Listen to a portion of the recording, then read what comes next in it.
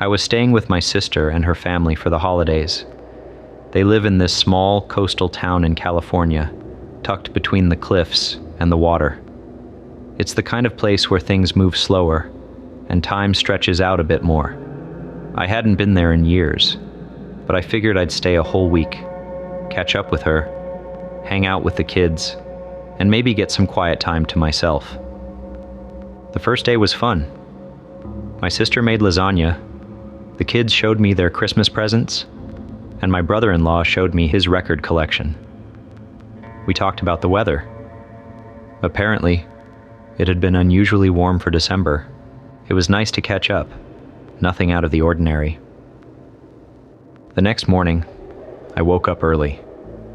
I always wake up early when I'm not in my own bed. The house was quiet, and I figured I'd take a walk down to the water. The sky was overcast, but that wasn't unusual for this time of year. By the time I got back, though, the fog had started to roll in. I didn't think much of it at first.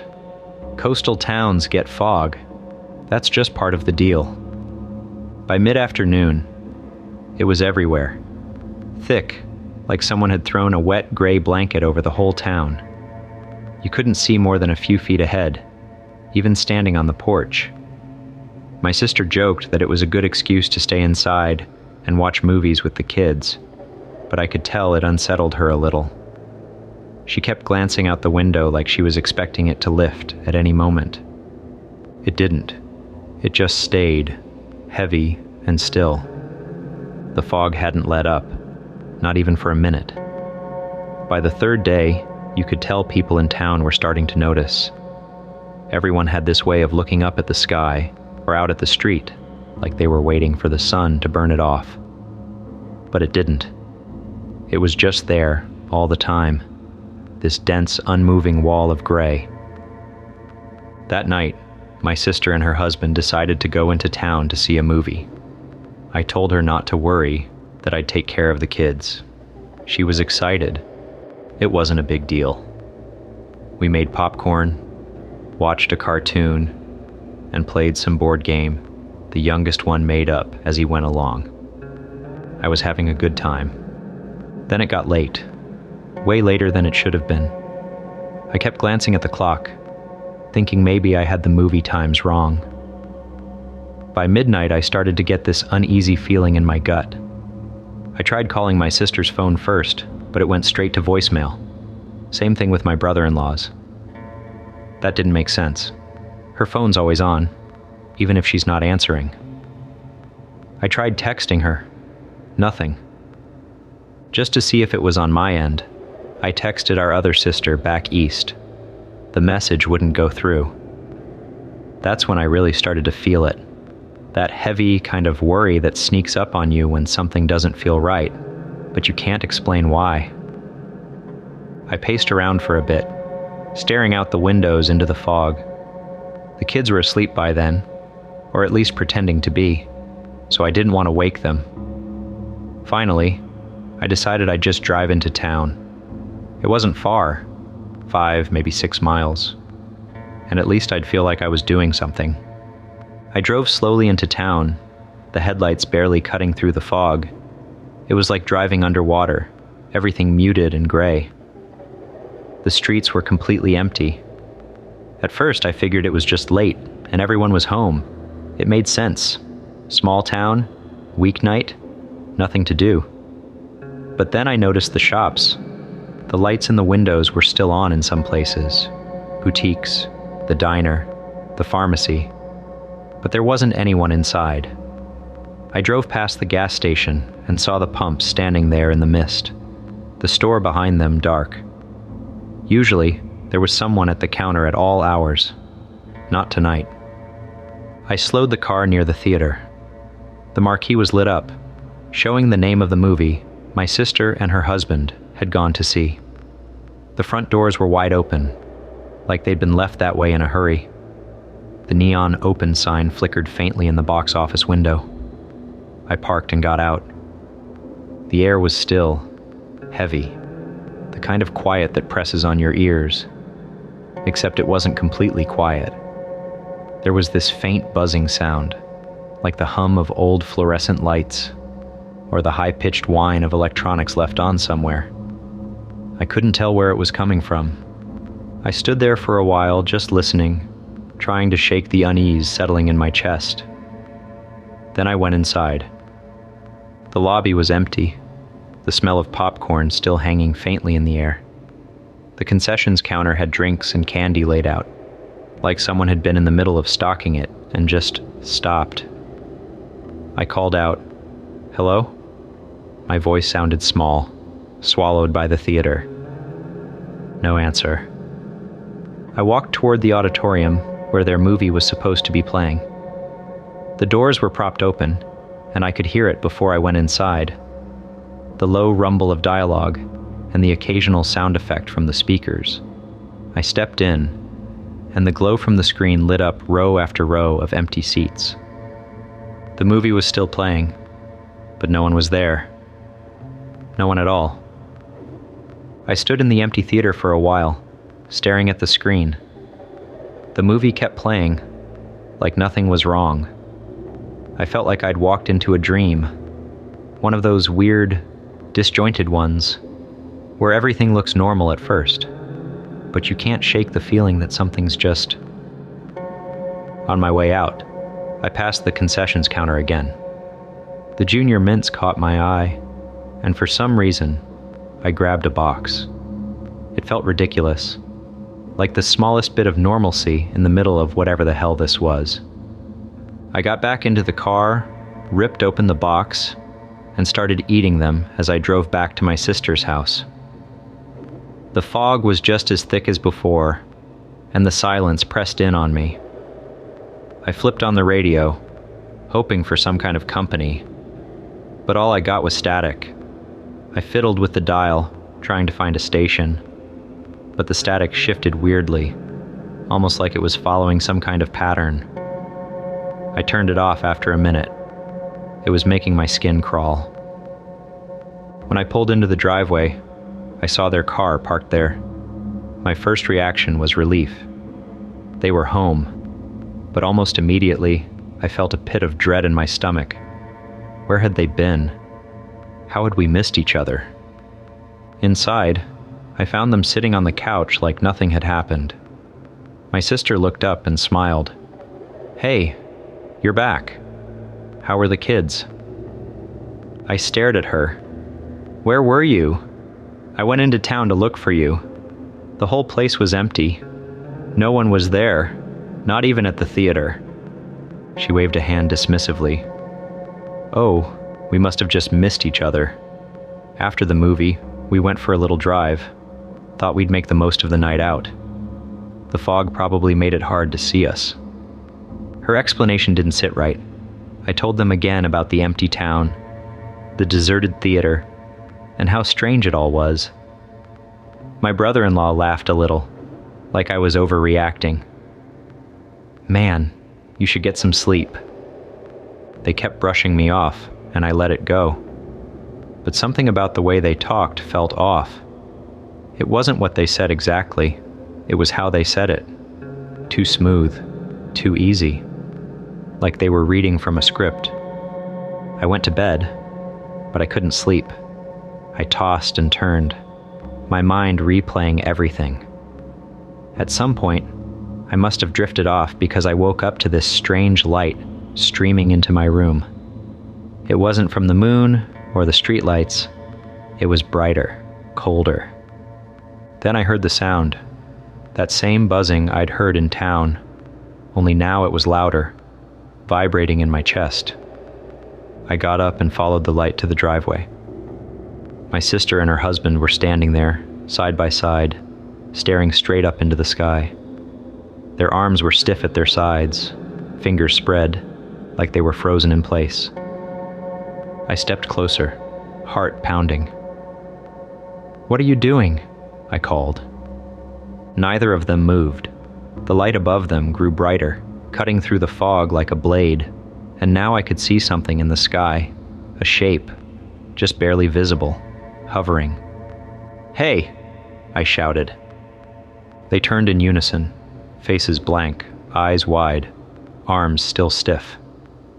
Then, as if pulled by invisible strings, they started walking toward me, their arms raised, reaching for me, the light flaring brighter, and the buzzing almost deafening now.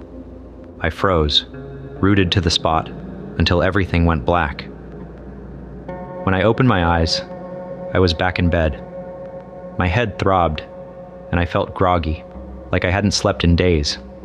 I stumbled to the window and saw sunlight streaming in. The fog was gone. Downstairs, I found my sister and her family at the table, eating breakfast like nothing had happened. My niece laughed at something my brother-in-law said, and my sister smiled when she saw me. "Mornin'. You slept late." I stared at them, trying to piece together what I'd seen. I told them everything, from the empty town to the driveway. My sister listened patiently, then shook her head. "You must have been dreaming. That fog was creepy, though. It probably got into your head." Her explanation made sense, I guessed. I wanted to believe it, but something still didn't sit right. By mid-afternoon, I decided to leave early. I told them I wasn't feeling well, and they didn't argue. The fog was long gone as I drove down the highway. The sun was out, and everything looked normal again. I kept trying to convince myself it was just a dream. It had to be. But as I reached for something on the passenger seat, I saw the box of Junior Mints on the floor, the box I'd taken from the theater. I stared at it, and that feeling of dread crawled down my spine. It wasn't a dream. The new compound showed promise on paper, but we didn't think much of it at first. Something about boosting immune pathways without triggering inflammation. It sounded like a big deal, but these things always sound like a big deal. We'd heard the same pitch a dozen times before. This could change everything. Then, 6 months later, the project would vanish. The data buried in some folder no one would ever open again. Still, the rumors this time were different. Management was unusually tight-lipped, and they brought in outside security, which was weird for us. I figured it was just them protecting intellectual property, though. Pharma's always paranoid about leaks. The mice seemed fine at first. Same as always. They ran on their wheels, dug around in their bedding, squabbled over food pellets. We gave them their injections, logged the data, moved on. Honestly, I didn't even think to look closely for the first few days. There were other experiments running, and nothing about their behavior screamed breakthrough. But about a week in, things started to happen. The mice weren't doing their usual things. No wheel running, no aimless scurrying. Instead, they were just sitting there, watching each other, watching us. I joked to Angela, my lab partner, that they seemed weirdly calm, monk-like, like they'd all been dosed with sedatives or something. She laughed it off, but I caught her glancing at their cages more often after that. By day 10, the atmosphere in the lab was tense. Nobody said anything outright, but we were all spending more time than usual near the mice. That's when I noticed the walkway. It was elaborate, a neat trail of bedding, bits of the running wheels, and shredded paper winding between the cages, like they'd been traveling back and forth between the cages. At first, I thought Angela had done it, maybe as some kind of enrichment activity. But when I asked, she just shook her head. "Not me. I thought it was you." We checked the security footage. The cameras only covered the main lab space, not the cages themselves. But you could see shadows moving. Quick. Purposeful. Angela whispered something under her breath and left to grab a coffee. I stayed, staring at the screen, watching the blurry shapes flicker and dart. The next morning, the walkway was gone, but all the mice were crammed into a single cage. They'd somehow nudged the doors open enough to squeeze through. One of them, a big white male we called 74, was perched in the center, while the others sat in a ring around him, almost like they were listening. I know how that sounds. I don't have a better way to describe it. I barely had time to process what I was seeing before the officials arrived. 3 men in suits, 1 woman in a lab coat, and 2 security guards. No one introduced themselves. They just announced that the project was terminated effective immediately. No explanation. We were ushered out of the lab and into the hallway, handed NDAs, and told to sign. "For your own protection," one of the suits said. Angela looked like she wanted to argue, but I nudged her elbow. It wasn't worth it.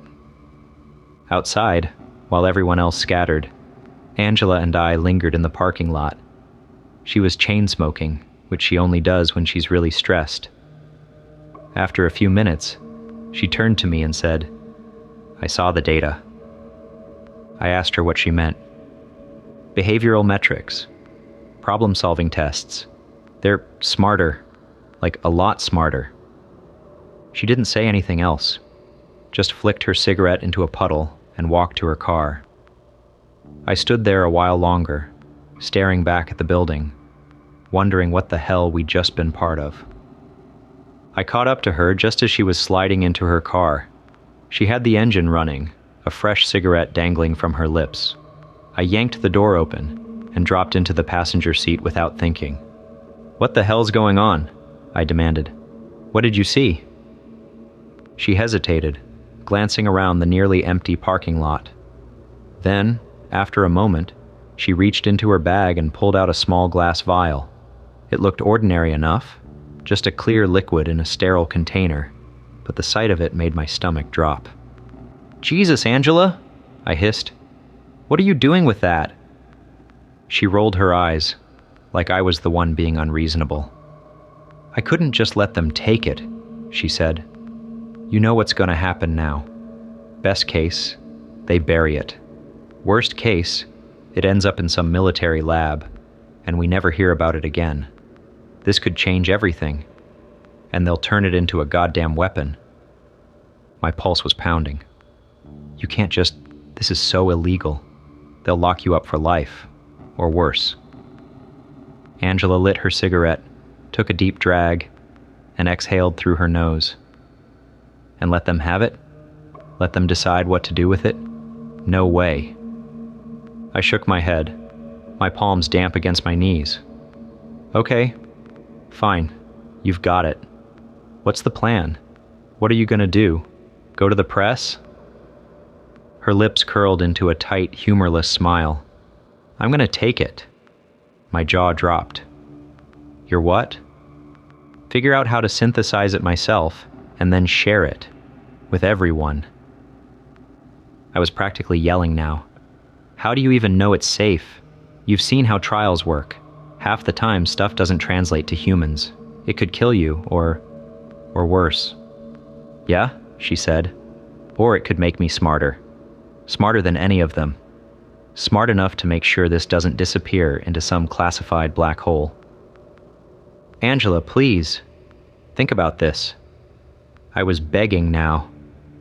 "This isn't just about you. If something happens..." She cut me off with a glare. "It's too important. You don't get it. We just stumbled onto the biggest discovery in human history, and you're scared of a little risk." I opened my mouth to respond, but she was already throwing the car into gear. "You don't have to like it," she said, gripping the wheel. "Just stay out of my way." The tires screeched as she tore out of the lot, leaving me standing there in the middle of the asphalt, staring after her taillights. I felt sick. Actually, physically sick. She was going to get herself killed, or worse, and there was nothing I could do to stop her. I hadn't heard from Angela in over a week. I called her a dozen times, left messages, even drove past her apartment once. Nothing. I started to think she'd skipped town, maybe to lay low after stealing the compound. I told myself that was for the best, better than the alternative, but I couldn't shake the feeling that something was wrong. Then, late one night, my phone buzzed. Her name lit up the screen. "Angela?" I answered, sitting up in bed. "Come over," she said, her voice low. "Now." I tried asking what was going on, but she hung up before I could finish. My heart was pounding the whole drive to her place. When I got there, she opened the door before I even knocked. She looked awful. Pale, gaunt, dark circles under her eyes. Her hands were shaking as she lit another cigarette. The ashtray on the table was overflowing. She started pacing as soon as I stepped inside. It worked. The compound. It worked. "What do you mean?" I asked, though I already knew I wouldn't like the answer. "At first, it was incredible," she said, barely pausing to breathe. "I could see things, connections, patterns I never noticed before. I started solving problems in my head, problems no one's ever solved. I measured my IQ. It's over 250, at least." I just stared at her, speechless. "But," she continued, "there's a cost." She tapped the side of her head. "There's something in here. A tumor. It's terminal. I don't have much time left." "Angela, Jesus." She stopped pacing and looked at me, her eyes wild but glistening with unshed tears. "That's not all. There's something else. Something I figured out. I wasn't sure if I should tell you, but you deserve to know." I swallowed hard. "Tell me what?" She hesitated, dragging on her cigarette, her hands trembling so badly she nearly dropped it. "The compound didn't just make me smarter, it made me aware of things I don't think humans were ever meant to know." "What things?" I asked, though part of me didn't want to hear the answer. She stared at me, sympathy and dread etched across her face. "The math is conclusive. The universe isn't real, not in the way we think. It's a simulation, sure, but it's not one simulation. It's infinite. Each of us, we're our own simulation." I frowned. "What are you saying? That you're not real?" She gave me a sad smile. "I'm real to me, but I'm just part of your simulation. My thoughts, my memories, my feelings, they're all constructs, projections of your mind. There might be another version of me somewhere, in some other simulation, but this me, I'm an avatar. I exist because you do." I staggered back, trying to process what she was saying. "But you have experiences. You have free will. How can that be if you're just—" She shrugged, her expression unreadable. "I don't have the answer to that, but it's the truth." She walked over to her desk, pulled out a battered notebook, and handed it to me. The pages were filled with dense equations, diagrams, notes scribbled in a frenzy. She placed a small box of vials on top of it. "Burn it," she said. "All of it. No one can know. It's too dangerous." I tried to argue, but she cut me off with a look. "Please, promise me." I nodded, my throat tight. Without another word, she walked me to the door. Her hand lingered on the knob as I stepped out. "Goodbye," she said softly, and then the door closed. I never saw her again. A week later, the building caught fire. They called it an accident. I don't know if she said it herself, or if someone else got to her first. All I know is I still have the notebook, and the vials. I should have destroyed them like she asked, but I couldn't bring myself to do it. In desperation, looking for any kind of meaning or clarity, I took a page of the notebook to the university to have the math checked out. The mathematics department head humored me and examined the equations. He looked them over for a few minutes and then set the paper aside. "This is meaningless," he said. "Whoever wrote this clearly has some background in math, but it's gibberish." "Nevertheless," he went on, I'd like to keep this page, if that's all right. Show it to some colleagues and see what they think." I couldn't read his face. I could barely think. It was one page out of hundreds. What was the harm if he kept one? That was the only thing that came to mind. I agreed to let him have it, thanked him for his time, and left, even more confused now. "I'll call you if there are any developments," he said as I turned to leave, his eyes fixed on the page of equations. Why did the professor want to keep that page? Was reality just a simulation built around my mind? Or had she gone insane? Some malignant growth pressing on the wrong part of her brain? I go back and forth. It's easier to think she was crazy, so that's what I try to do. I haven't heard anything from the math professor. But ever since Angela called me that day, every once in a while, things will happen that seem uncanny, like a setup, candid camera, as if the world has been altered by this new awareness, and that maybe the simulation, whoever or whatever designed it, is sending me some kind of personal message, waiting to be decoded.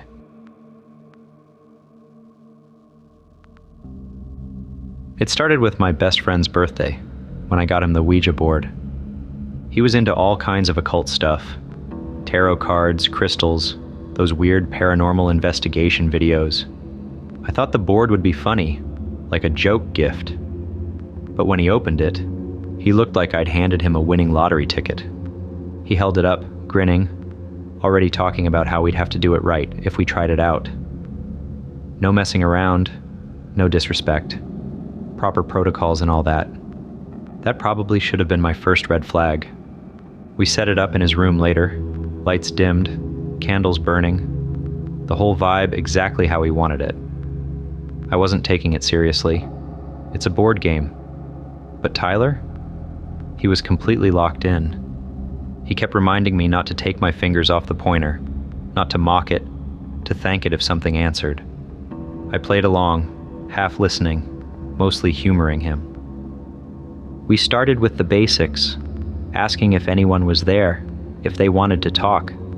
At first, nothing happened. I threw in a spooky voice at one point, just to mess with him, but it still didn't move.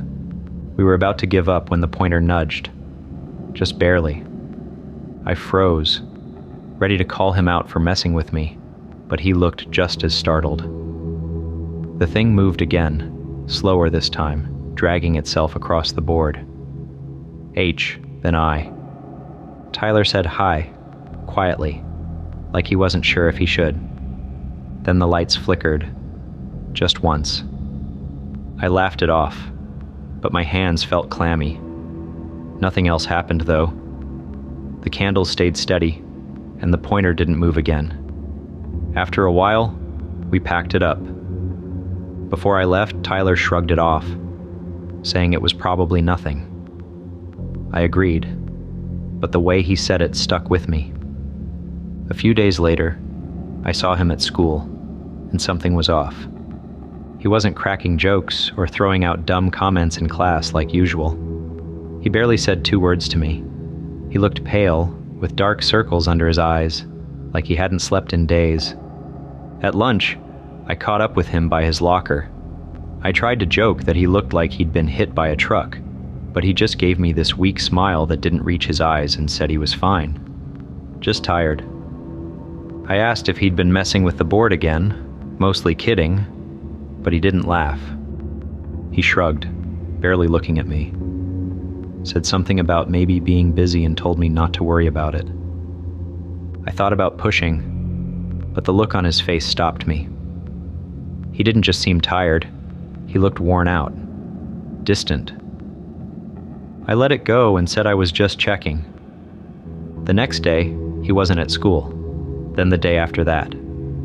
By the end of the week, I was starting to get worried. When he finally came back, he looked even worse. Pale, almost gray, and quieter than ever.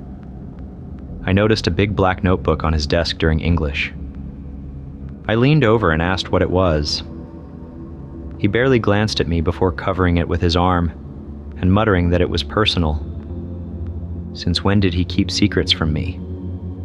He didn't answer, just shoved the notebook into his bag and stared straight ahead. Something was seriously wrong. When he missed another week, I couldn't take it anymore. After dinner one night, I went to his house to check on him. His mom answered the door, looking just as tired as he had. Her face was lined with worry, and when I asked if Tyler was home, she hesitated. She said he didn't want to see anyone, apologized, then admitted she was worried too. He'd been in his room all day, barely talking to anyone, and at night, she hesitated again before lowering her voice. He'd started whispering to himself. It wasn't like him. She said it might be better if I came back another time. I nodded, but as I turned to leave, I glanced up at his window. He was there, staring down at me. His face looked off, pale, stretched, like his features didn't fit right anymore. And behind him, just for a second, I thought I saw someone else, a shadow.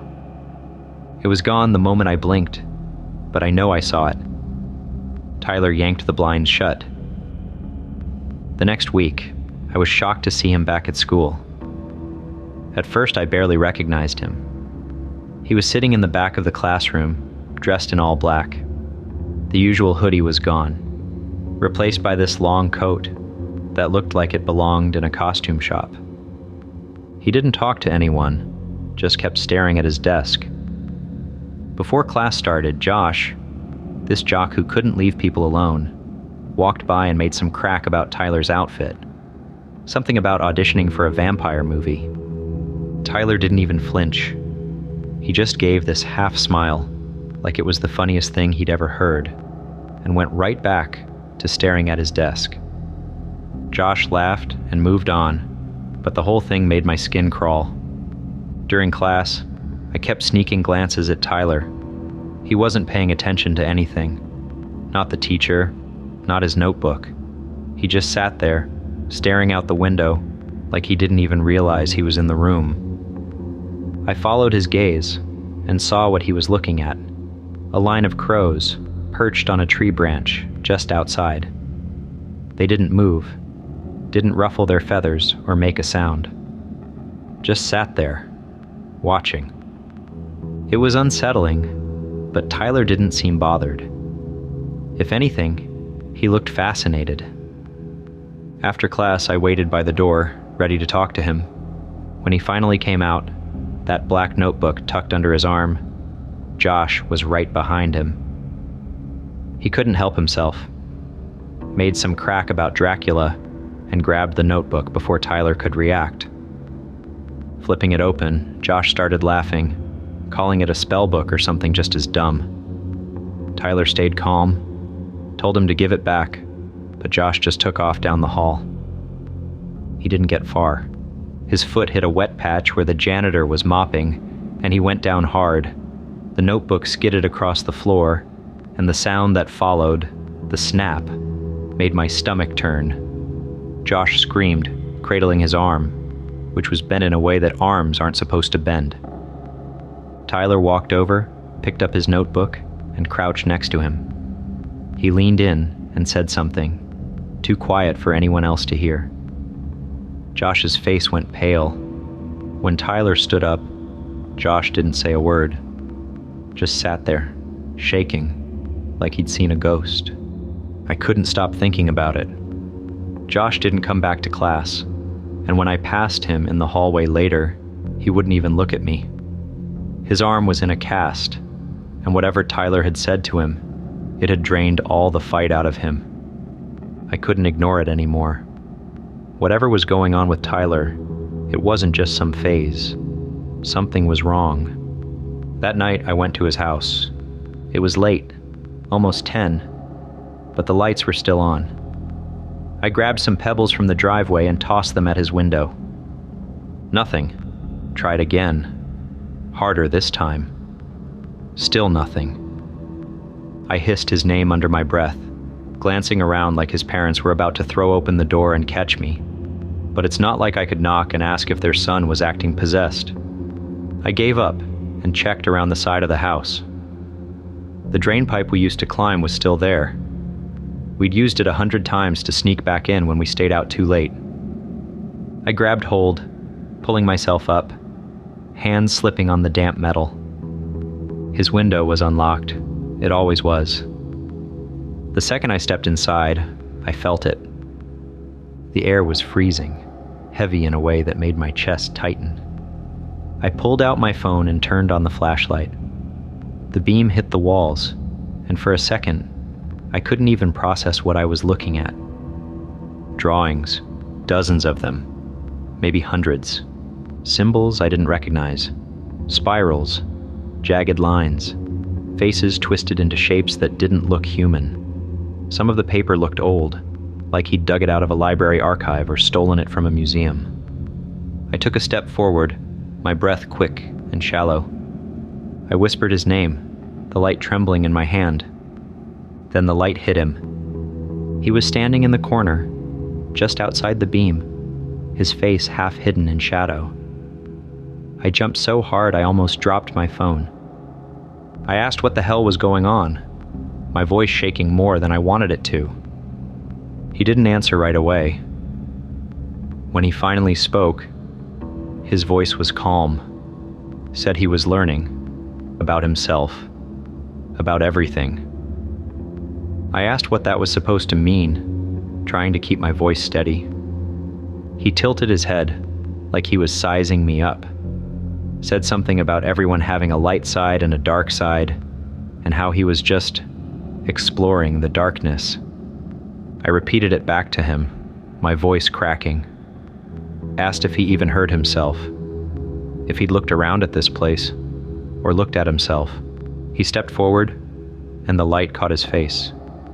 His eyes looked off, dull, flat, but with something flickering underneath.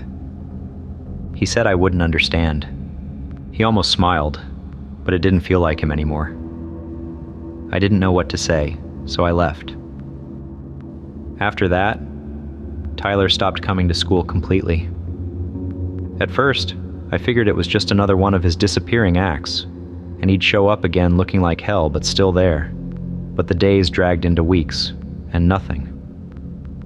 I went to his house a few times, hoping to check on him, but his parents always answered the door with the same excuse. He wanted to be alone. They didn't seem right, though. His mom, usually chatty and warm, barely said anything. Her voice was flat, her eyes distant, like she wasn't really seeing me. His dad hardly spoke at all, just nodded along like he was on autopilot. It was unsettling. I thought about telling someone, a teacher maybe, or the school counselor. But what was I supposed to say? That my best friend might be possessed because we messed with a Ouija board and now his parents seemed hypnotized too? No one would believe me. So I kept it to myself. Every time I passed his empty desk at school, I felt it, the knot in my stomach tightening, waiting for him to show up again. I kept imagining it, him walking through the door like nothing had happened, smiling, cracking some stupid joke, like it was all just a bad dream we could forget about.